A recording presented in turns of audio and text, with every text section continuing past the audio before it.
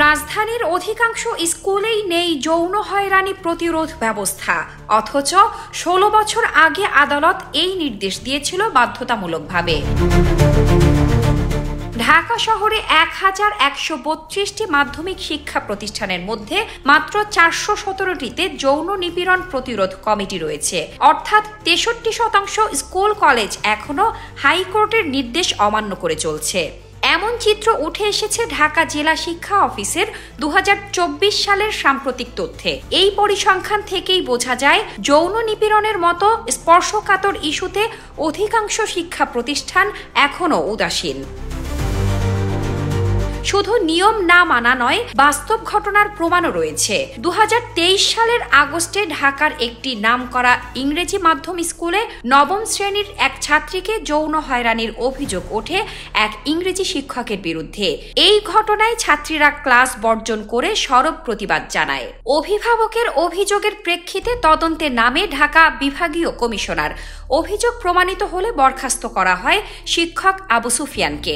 কিন্তু প্রশ্ন হলো, যদি সেখানে যৌন হয়রানি প্রতিরোধ কমিটি থাকতো তাহলে হয়তো এত বড় আন্দোলন হতো না, আর ভুক্তভোগী পরিবারও হয়তো অভিযোগ নিয়ে দৌড়াতো না প্রশাসনের দ্বারে।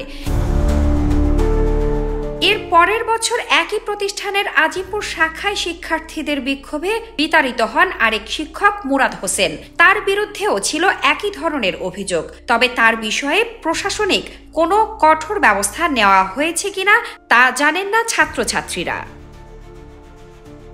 2009 সালে হাইকোর্ট থেকে দেশের প্রতিটি স্কুল কলেজে যৌন নিপীড়ন প্রতিরোধ কমিটি গঠনের নির্দেশ দেওয়া হয়। নিয়ম অনুযায়ী এই কমিটিতে নারী সদস্য থাকতেই হবে, প্রতি বছর অন্তত 2টি বৈঠক করতে হবে, অভিযোগ কেন্দ্র থাকতে হবে, প্রয়োজনে আইনগত ব্যবস্থা সুপারিশ করার ক্ষমতা থাকতে হবে।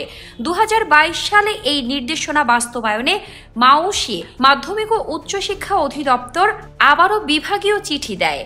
কমিটি না থাকলে শিক্ষা প্রতিষ্ঠানগুলোর বিরুদ্ধে বিধিগত ব্যবস্থা নেওয়া হবে, কিন্তু বাস্তবে সেই হুঁশিয়ারির কার্যকারিতা নেই বললেই চলে। জানা যায়, ঢাকার নামকরা অনেক শিক্ষা প্রতিষ্ঠানে যেমন বসুন্ধরা, আজিমপুর, মোহাম্মদপুর এলাকার স্কুলগুলোতে সরেজমিন ঘুরে দেখা গেছে এমন কমিটি বা ব্যবস্থা এখনো গঠিত হয়নি।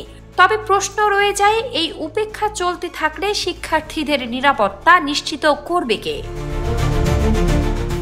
শামসাদ শাহনীন, দৈনিক আওয়ার বাংলাদেশ।